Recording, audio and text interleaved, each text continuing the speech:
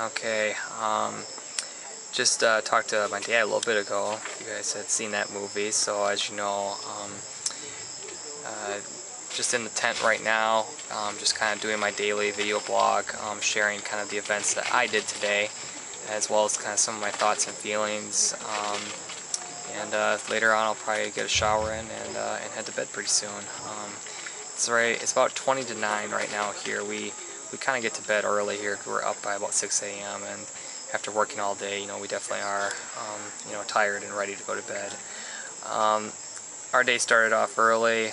We had a good breakfast and we were in the clinic working probably by about 7:45, 7:50, somewhere around there this morning. And right away when we got in there, it's like the lines of patients just started coming. I would say in the course of this day, and we were only really working for about 8 hours. I didn't realize this, but our day in the clinic actually ends at 3:30, and the reason is because our interpreters leave at that time. We have 2 interpreters that are working with us. Their names are Emmanuel and Gabriel, and they're great. But their only contract to stay was till 3:30. Emmanuel stayed a little bit longer today because we had just a few extra patients that came in just at the very end. So he was gracious enough to stay a little bit longer. But after we're kind of done with those times, we have different things we do at night. We sometimes distribute food, different aid and clothing throughout the city. So it's not quite working like a complete 12 hours, but we are doing things after we're done with the clinic. We did get an hour-long break for lunch too, which was definitely needed and very, very nice. So the things that we kind of did at the clinic today is very basic stuff. We don't have a lot to work with. At first when I saw how our clinic was, how much stuff we had, I thought, holy cow, like there's a lot of stuff stocked there, but you realize how fast it goes, and then when people present with different illnesses, how little you have when you think, oh, I wish I had that, or I wish I had this. But what my role was today, we kind of split up into 2 groups. I joined one of our nurses, Ann. She's a med-surg nurse from out east, and we just triage patients that were waiting in line outside the clinic. And then we had 2 other nurses seeing patients inside the clinic a little bit further. And what we realized very quickly, well, before I mention that, I want to say what my very first task was of the day. I got to pull a tooth out. I got to be a dentist in a sense. A patient had a pretty loose tooth, and the other nurses, which I kind of thought were a little funny, they each had over 20 years of experience, and they were very hesitant to pull the tooth out. So I said, "Nah, give me the gauze, I'll pull it out." So I just we gave her some pain medication. One of the nurses was brave enough to inject some lidocaine directly into the gum. And then I just kind of twisted that sucker, yanked and pulled, and it was in there a little bit, but I had a pretty firm grip on it so I could get it out right away and try to cause not too much suffering to the patient.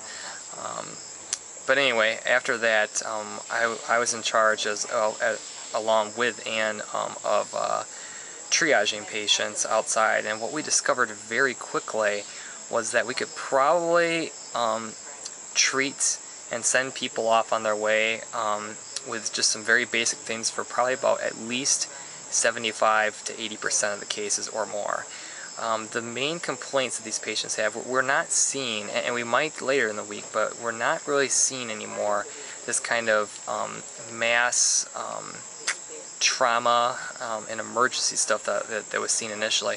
And I was actually kind of surprised that we didn't really see a lot of wounds today. And like I said, we might see it later in the week. I mean, we might have changing diagnoses throughout the week.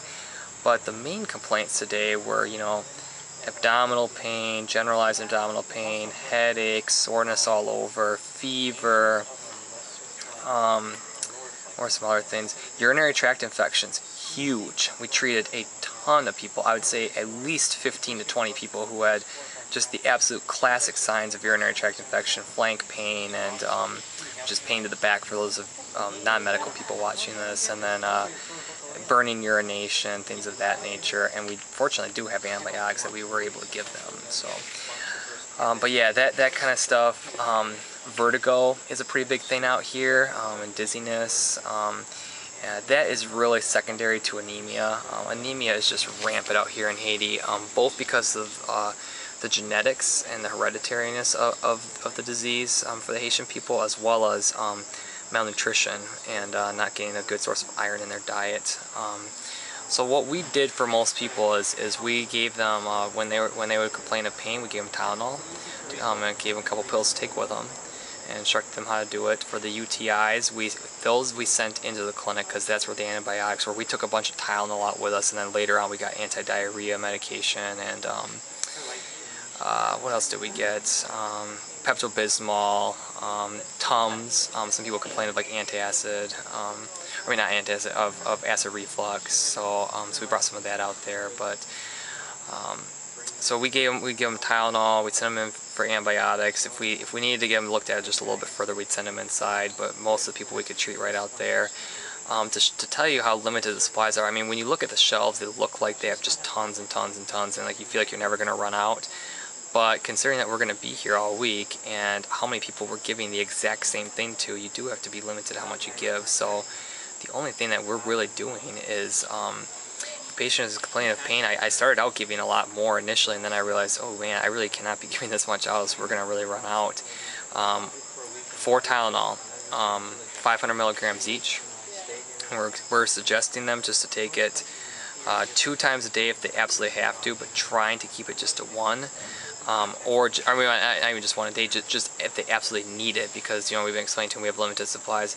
I'm sure we'll see at least half those people back here in 2 days when their medication runs out, or sooner. That's the same for the antidiarrheals, the only 4, as well as the